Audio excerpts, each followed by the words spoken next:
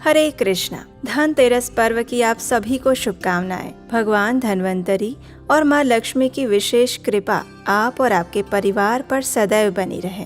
प्रत्येक वर्ष कार्तिक मास में एक विशेष पर्व आता है जिसे हम दीपावली के नाम से जानते हैं और इस पर्व का आरंभ होता है कार्तिक कृष्ण पक्ष की त्रयोदशी से, यानी धन त्रयोदशी या फिर धनतेरस के साथ। इस वर्ष ये धनतेरस हम 29 अक्टूबर 2024 मंगलवार के दिन मना रहे हैं। ये वही दिन है जब जगत के कल्याण हेतु और देवताओं की रक्षा हेतु समुद्र मंथन से भगवान धन्वंतरी और देवी लक्ष्मी का आविर्भाव हुआ था। इसलिए इस दिन विशेषकर हम माता लक्ष्मी और भगवान धन्वंतरी की पूजा आराधना करके उनके प्रति अपनी कृतज्ञता व्यक्त करते हैं और उनसे आशीर्वाद की याचना करते हैं। तो चलिए आज की इस वीडियो में हम देखते हैं कि धनतेरस के दिन माँ लक्ष्मी और भगवान धन्वंतरी की पूजा आराधना करने की शास्त्रोक्त विधि क्या है, यम दीपक किस समय और कैसे जलाना चाहिए और इस दिन किन विशेष बातों का ध्यान रखना चाहिए। आज हम आपको ये भी बताएंगे कि धनतेरस के दिन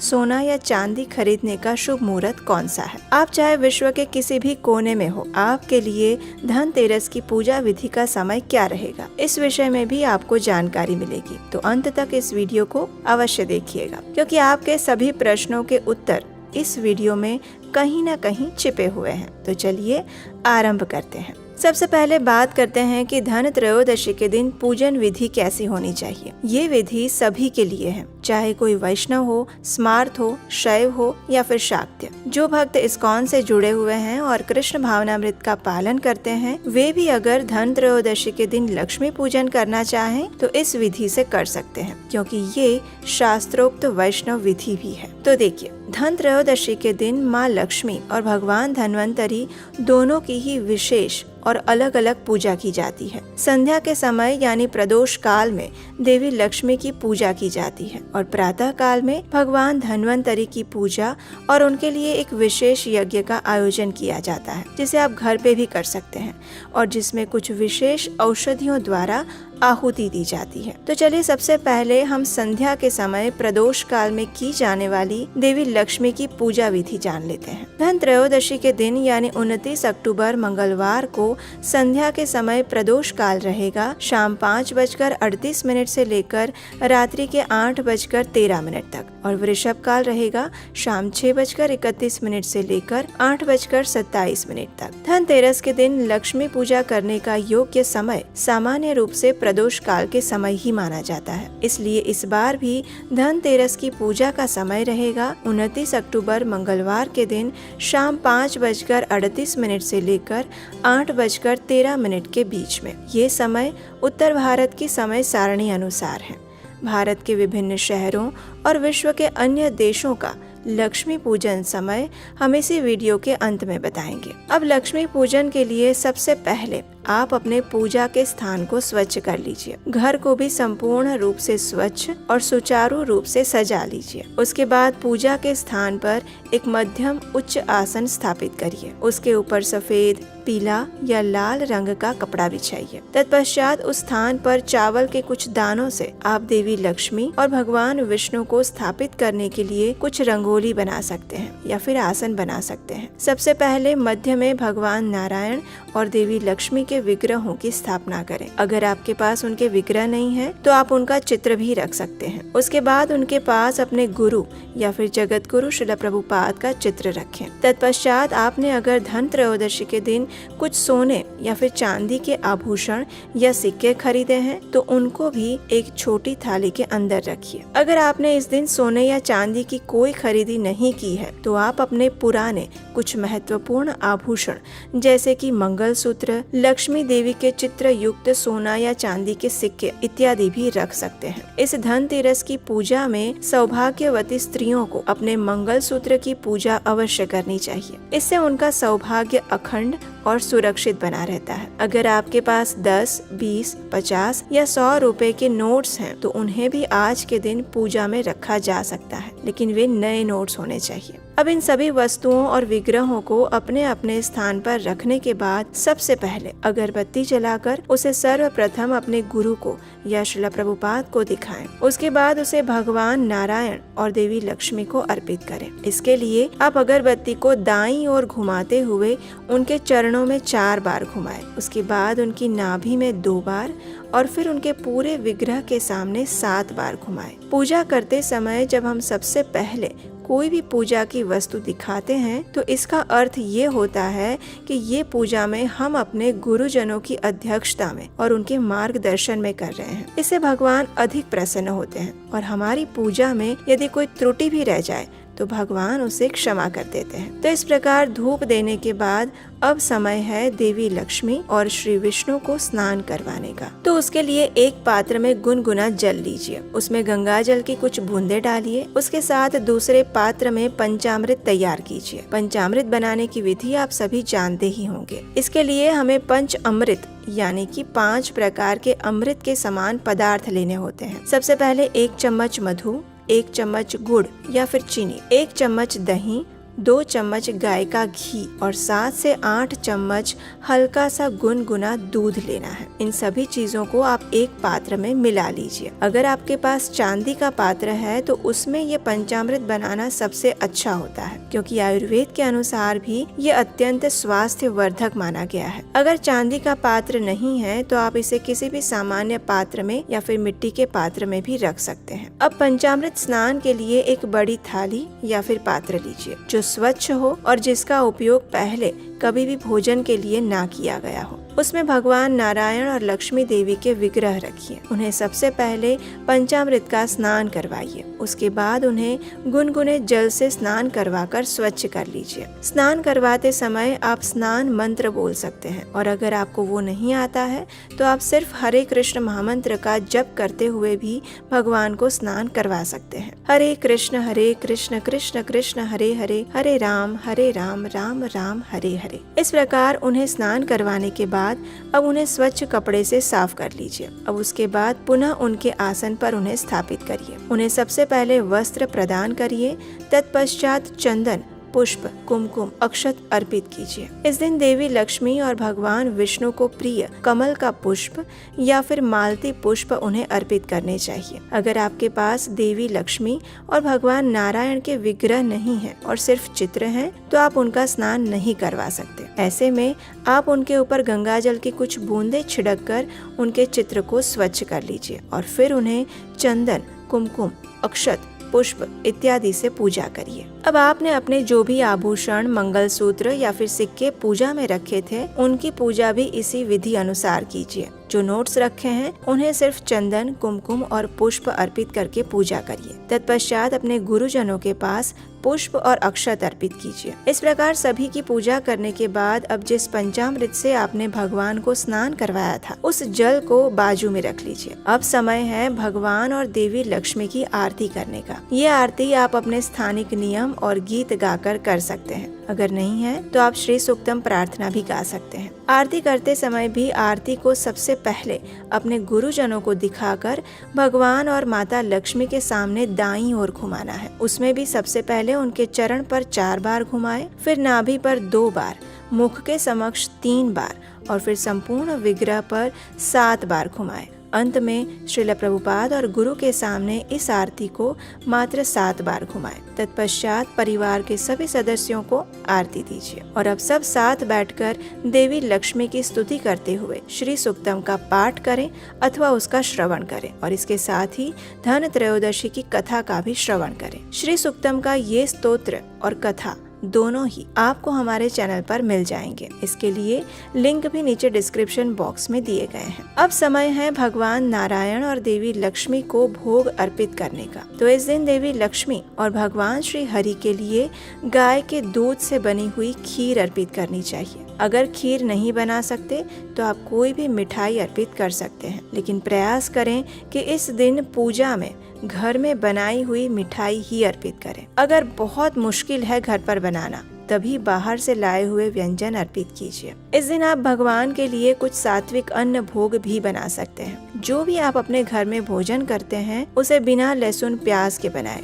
बिना तामसिक पदार्थ का उपयोग किए बनाएं और उस सभी भोग में एक एक तुलसी पत्र रखकर भगवान को और देवी लक्ष्मी को अर्पित कीजिए। भोग अर्पित करते समय सबसे पहले अपने गुरु और श्रील प्रभुपाद का स्मरण करें। उन्हें प्रार्थना करें कि वे इस भोग को भगवान को अर्पित करें। तत्पश्चात राधा रानी और देवी लक्ष्मी से प्रार्थना करें कि वे इस भोग को भगवान के पास ले जाएं। अगर संभव है तो जहां भगवान को आप भोग अर्पित कर रहे हैं वहां पर्दा करना चाहिए। 15 मिनट बाद घंटी बजाकर उस भोग को आप ले सकते हैं और उसी को प्रसाद रूप में परिवार के सभी सदस्य मिलकर ग्रहण कर सकते हैं। लेकिन प्रसाद लेने से पहले आपने देवी लक्ष्मी और भगवान नारायण का जिस पंचामृत से स्नान करवाया था उसी पंचामृत को सभी में प्रसाद रूप में बांटिए और जो पंचामृत बच जाए उसे गाय को पिला सकते हैं या फिर किसी भी पौधे की जड़ों में डाल सकते हैं। इस प्रकार आप संपूर्ण शास्त्रोक्त वैष्णव विधि अनुसार अपने घर में लक्ष्मी पूजन कर सकते हैं। इस दिन आपको ये पूजा की सामग्री और आसन ऐसे ही बनाए रखने हैं। रात्रि के समय में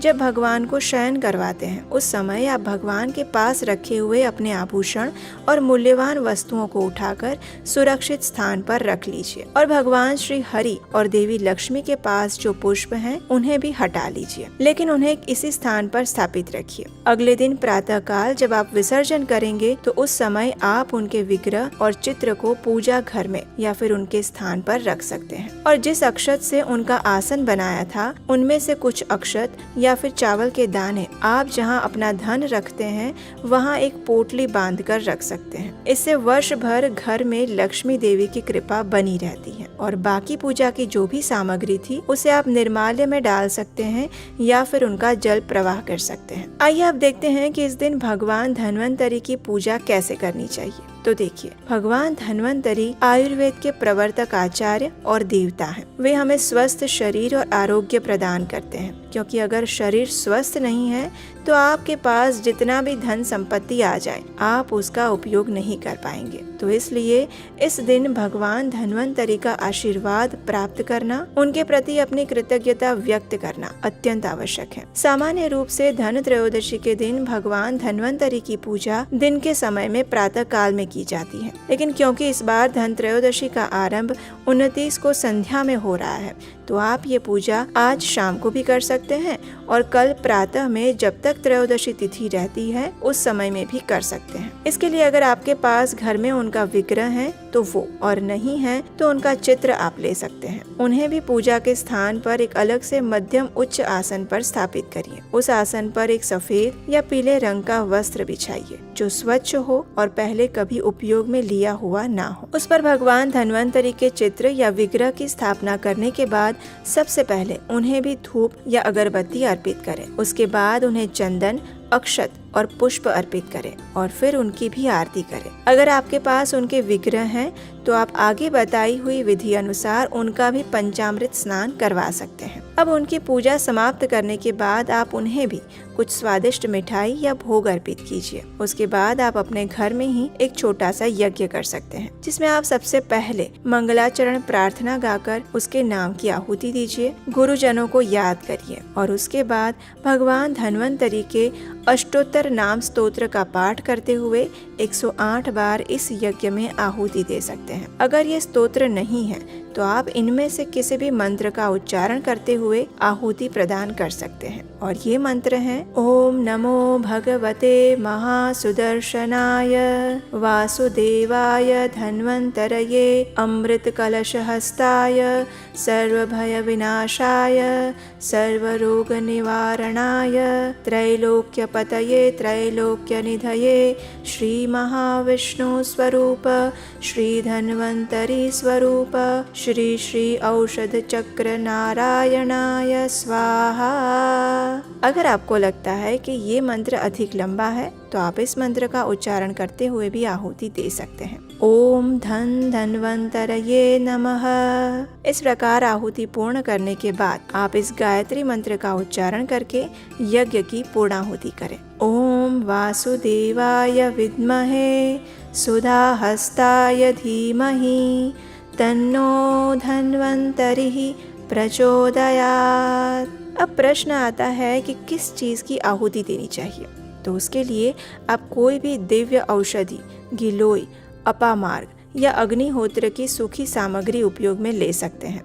नवग्रह का चूर्ण भी सरलता से आपको मिल जाएगा, उसकी भी आहुति आप इस यज्ञ में प्रदान कर सकते हैं। ये औषधियाँ आपको किसी भी पंसारी की दुकान पर या फिर यज्ञ की सामग्री जहाँ मिलती है वहाँ पर मिल जाएगी। मूल उद्देश्य इसके पीछे का ये है कि इस यज्ञ में आयुर्वेदिक ऐसी औषधियों का प्रयोग किया जाए जो आपके स्वास्थ्य के लिए लाभदायी हो। लेकिन याद रहे, जो भी औषधि आप उपयोग में लेते हैं वे सूखी होनी चाहिए। हरी या गीली औषधियों का प्रयोग इस यज्ञ या धूप में नहीं किया जाता। इस प्रकार यज्ञ करके आप भगवान धन्वंतरि से आयुर्वेद चिकित्सा के लिए अपनी कृतज्ञता व्यक्त करते हुए प्रार्थना कर सकते हैं कि वे आपको और आपके परिवार को अच्छा स्वास्थ्य और सुखाकारी प्रदान करें। तो इस प्रकार आप अपने घर में धन त्रयोदशी के दिन संपूर्ण शास्त्रोक्त विधि अनुसार पूर्ण समर्पण भाव से भगवान धन्वंतरि और देवी लक्ष्मी की पूजा अर्चना कर सकते हैं। चलिए अब हम आपको बता देते हैं कि भारत के विभिन्न शहरों में धनतेरस की पूजा का समय कौन सा है। पुणे में ये समय है 7:01 से लेकर 8:33। चेन्नई का समय है शाम 6:44 से लेकर 8:11। जयपुर का समय है 6:40 से लेकर 8:20। हैदराबाद और उसके आसपास का समय है 6:45 से लेकर 8:15। गुड़गांव और उसके आसपास के शहरों का समय है 6:32 से लेकर 8:14। चंडीगढ़ और उसके आसपास के विस्तार का समय है 6:29 से लेकर 8:13। कोलकाता और उसके आसपास के शहरों का समय रहेगा 5:57 से लेकर 7:33। मुंबई और उसके आसपास के लोग शाम 7:04 से लेकर 8:37 के बीच ये पूजा कर सकते हैं। बेंगलुरु और उसके आसपास के स्थानों का समय है शाम 6:55 से लेकर 8:22 तक। अहमदाबाद और उसके आसपास के स्थान के समय अनुसार ये लक्ष्मी पूजा शाम 6:59 से लेकर 8:35 के बीच में की जा सकती है। नोएडा के लिए ये समय है शाम 6:31 से लेकर रात 8:12 तक। भुवनेश्वर, उड़ीसा और उसके आसपास का समय है शाम 6:11 से लेकर 7:44 तक। तिरुवनंतपुरम और केरला तथा आसपास के विस्तार का समय है शाम 7:04 से लेकर 8:27 तक। गुवाहाटी, आसाम और उसके आसपास का समय है शाम 5:38 से लेकर 7:17 के बीच में। विदेश में रहने वालों के लिए अमेरिका में धन त्रयोदशी पर लक्ष्मी पूजन का समय रहेगा शाम 6:10 से लेकर 8:51। कनाडा में ये समय रहेगा शाम 6:06 से लेकर 8:47। यूके के लिए समय रहेगा शाम 4:38 से लेकर 7:29 तक। और ऑस्ट्रेलिया में धन त्रयोदशी की पूजा करने का समय रहेगा शाम 7:21 से लेकर 9:28 के बीच में। जर्मनी में धन त्रयोदशी की पूजा का समय है शाम 5:14 से 6:50 तक। और दुबई में ये समय रहेगा शाम 6:36 से लेकर 8:14 तक। और न्यूजीलैंड का समय है 30 अक्टूबर को शाम 7:52 से लेकर 8:45। तो इस प्रकार आप जहाँ भी रहते हैं उसके आसपास के स्थानों के अनुसार आप अपना पूजा मुहूर्त का समय निर्धारित कर सकते हैं। धन त्रयोदशी के दिन यम दीपक जलाया जाता है और ये यम दीपक संध्या के समय दक्षिण दिशा की ओर जलाया जाता है। ये यमराज के लिए जलाया जाने वाला विशेष दीपक है। इस दीपक को कहाँ और कैसे जलाना चाहिए, इसका महत्व क्या है, उसकी संपूर्ण विधि आधारित एक वीडियो हमने पहले ही आप सबसे शेयर कर दिया है। उसका लिंक नीचे डिस्क्रिप्शन बॉक्स में दिया गया है और अगर नहीं है तो आप हमारे चैनल पर जाकर भी उसे सुन सकते हैं। धन त्रयोदशी के दिन खरीदारी का समय प्रातः 10:33 से लेकर रात 8:51 तक रहेगा। तो हमें आशा है कि आज की ये धन त्रयोदशी व्रत विधि वीडियो से आपके पूजा विधि से जुड़े प्रश्नों के उत्तर आपको मिल गए होंगे और हमारे द्वारा बताई गई इस सरल विधि द्वारा आप आज लक्ष्मी पूजन कर पाएंगे। अगर आपको ये जानकारी प्रमाणभूत और सरल लगी है जिसे कोई भी कर सकता है तो ज्यादा सोचिए मत, इसे अपने परिवार और मित्रों को तुरंत शेयर कर दीजिए ताकि वे भी सरलता से शास्त्रोक्त विधि अनुसार इस दिन धनतेरस की पूजा कर सकें और आने वाले समय में दिवाली से जुड़ी ऐसी ही प्रमाणभूत जानकारियां प्राप्त करने के लिए आपके अपने चैनल को सब्सक्राइब कर सकते हैं और नोटिफिकेशन ऑन कर सकते हैं। आप हमारे व्हाट्सएप और टेलीग्राम ग्रुप से भी जुड़ सकते हैं, उसका लिंक नीचे डिस्क्रिप्शन बॉक्स में दिया गया है। तो चलिए फिर एक बार आप सभी को धन त्रयोदशी पर्व की बहुत सारी शुभकामनाएं और भगवान धन्वंतरी आपको, आपके परिवार को स्वस्थ शरीर और आरोग्य प्रदान करें, जिसके माध्यम से आप परम भगवान श्री कृष्ण की भक्तिमय सेवा प्राप्त कर सकें। हरे कृष्णा।